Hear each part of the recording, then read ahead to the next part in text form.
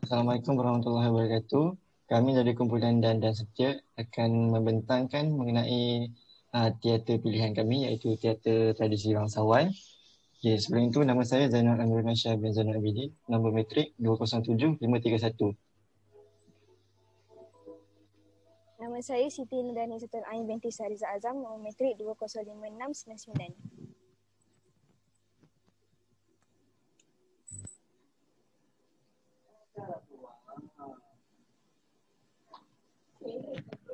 Saya Siti Natasha binti Sanusi, nombor matrik 207214.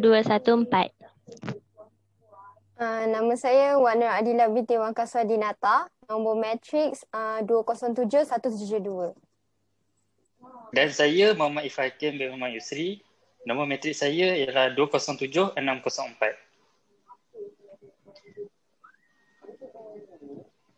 Baiklah, saya mulakan dengan pengenalan teater bangsawan.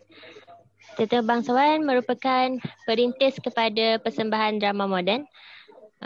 Teater ini mengutamakan persembahan sebuah cerita lengkap yang disampaikan dengan adunan muzik, tarian, lakonan, nyanyian dan sokongan latar hias dalam bentuk tirai, set, prop dan sebagainya. Di dalam teater bangsawan terdapat unsur tasmat, iaitu unsur yang mengagumkan, seumpama bunga api.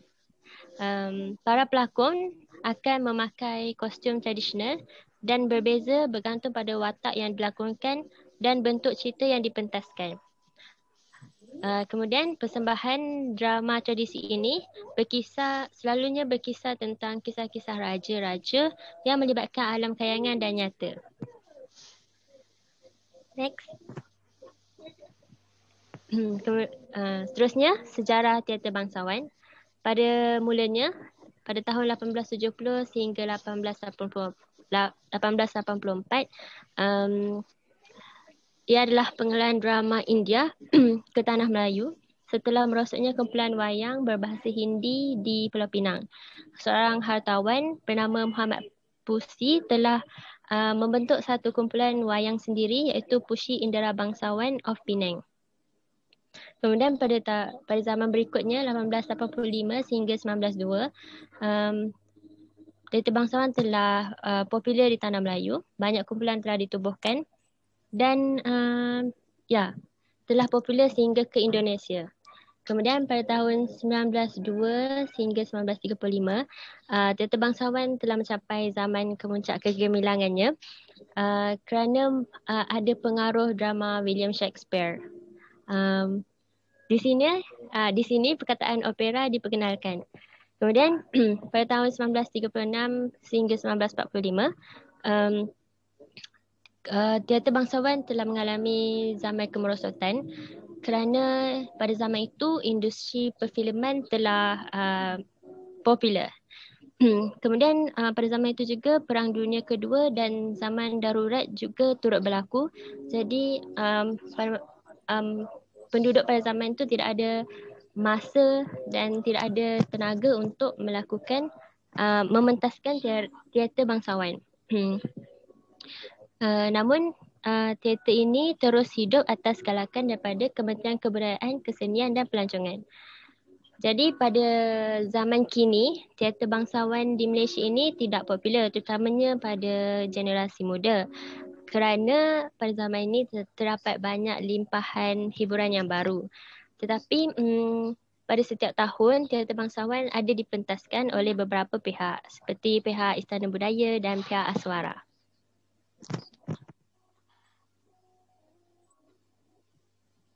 Seterusnya, saya akan berkongsi mengenai jalan cerita yang terdapat di dalam teater bangsawan. Tetapi sebelum itu, saya akan berkongsikan beberapa info yang mungkin kita semua sudah sedia maklum, iaitu pada zaman dahulu, negara kita khususnya di Melaka begitu terkenal dengan tempat perdagangan. Oleh sebab itu, banyak pengaruh luar telah datang ke dalam negara kita dan juga mempengaruhi faktor seni di dalam negara kita. Salah satunya iaitu teater. Okey. Cerita-cerita yang dipersembahkan dalam teater bangsawan dipetik dari pelbagai sumber, antaranya cerita-cerita kontemporari Timur Tengah, India, China, Indonesia, Thailand dan Barat. Okay, seterusnya. Bagi cerita tempatan, kita ada cerita Hantuah, Si Badang, Sultan Mahmud, Angkat di Julang. Seterusnya, cerita daripada Timur Tengah iaitu Aladdin dengan lampu ajaib, Alibaba dengan 40 orang pencuri dan Laila Majnun. Dan kita juga mempunyai cerita daripada India iaitu Hawa Majlis, Ali Chandran dan Gul Bakawali. Sekiranya anda ingin mencari lagi banyak cerita, boleh saja search di internet kerana di sana terdapat lebih banyak tajuk mengenai teater ini. Okey, dan seterusnya contoh cerita daripada Cina iaitu Siti Zubaidah, Sampai Entai, Sampai Entai. Seterusnya. Dan daripada barat iaitu Othello, Hamlet dan yang agak terkenal iaitu Romeo dan Juliet dan Macbeth. Dan akhir sekali cerita dari Asia Tenggara iaitu Indonesia, Thailand dan Burma. Antaranya ialah Panji Jaya Asmara, Siti Bakhira dan Gagak Solo. Seterusnya kita akan beralih kepada pemakaian busana ataupun kostum. Seperti yang dilihat di sini adalah bangsawan lelaki. So, seperti kita lihat, pakaian bangsawan lelaki terdiri menghitung kolok ataupun sambit dan juga sampin. Dan selalunya pemakaian ini dikenakan dengan jenis kain songket. Ini pula adalah pakaian untuk menghantar pesawat.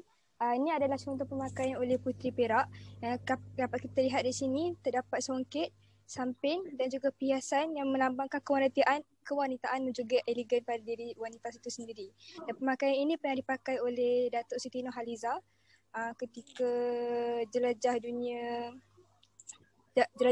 dan juga dipakai pada tahun 2008 dan 2013 untuk pemakaian Ratu Cantik.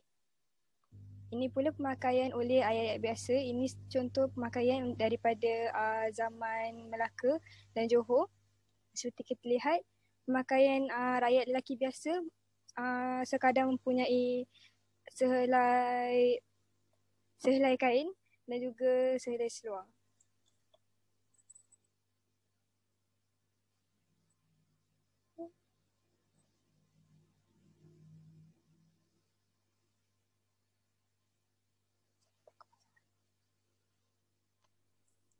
Okay, baiklah. Seterusnya untuk tokoh bangsawan.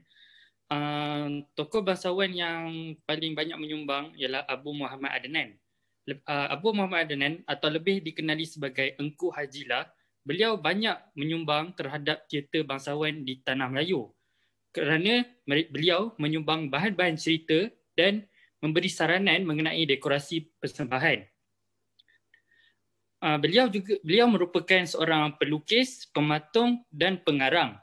Hasil karya beliau masih lagi disimpan dalam Yayasan Indera Sakti Pulau Penyengat yang terdiri daripada para pelakon wayang bangsawan. Jika dilihat di dalam gambar ini adalah yayasan tersebut yang terletak di Pulau Penyengat di Indonesia, iaitu di Kepulauan Riau. Antara sumbangan beliau yang masih lagi kekal sehingga ke hari ini adalah antaranya pembuka lidah dengan teladan umpama yang mudah. Kedua, pembuka bagi yang berkehendak dengan huraian yang pendek. Kedua-dua buku tersebut merupakan buku pelajaran bahasa Melayu Riau. Jadi, kedua-dua buku ini dirujuk untuk lakonan persembahan teater bangsawan ini. Okay, itu sahaja setakat ini tokoh bangsawan. Okey, gaya lakonan dalam teater tradisi bangsawan. Teater bangsawan adalah teater tanpa skrip. Pelakon kebiasaannya harus cekap, menyanyi, menari, berpantun, bersilat dan melakukan adegan-adegan yang mencemaskan seperti terjun melalui tingkap, kaca atau menepis tikaman keris dan tombak. Kesemuanya harus dilakukan dengan spontan, sesuai dan tepat. Suara pelakon haruslah dilantangkan sekuat mungkin supaya didengari penonton. Penggunaan bahasa Melayu Riau dan bukan bahasa baku kerana ianya halus dan lembut serta menampakkan ciri-ciri kebangsawanannya.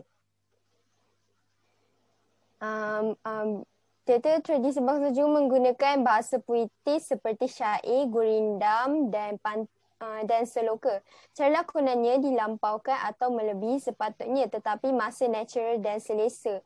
Pelakon memposisikan tubuh mereka secara depan ke arah penonton. Ia juga melahirkan emosi secara jelas difahami walaupun emosi itu berlaku secara dalaman. Ia juga memerlukan penghayatan yang luar biasa bagi menyampaikan emosi karakter. Seterusnya muzik. Teater bangsawan menggunakan gabungan alat muzik seperti biola, gendang dan harmonium.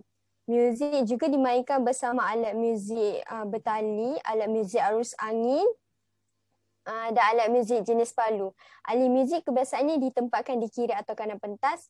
Lagu yang dimainkan mengiringi tarian dan lakonan tetapi juga memberi suasana dramatisan sesebuah cerita. Muzik dimainkan untuk memberi kesan dramatik kepada setiap emosi yang cuba disampaikan. Muzik dimainkan daripada awal permulaan teater sehingga selesai penonton keluar daripada dewan. Ahli muzik terdiri daripada 4 atau 5 orang bagi jumlah minimum. Kebiasaannya mereka bekerjasama bersama pelakon bagi memberi impak setiap lakonan yang berlangsung. Antara alat muzik yang digunakan ialah piano, klarinet, selo, drum, trumpet dan sebagainya. Ini adalah contoh gambar alat muzik. Sekian saja daripada kami. Terima kasih.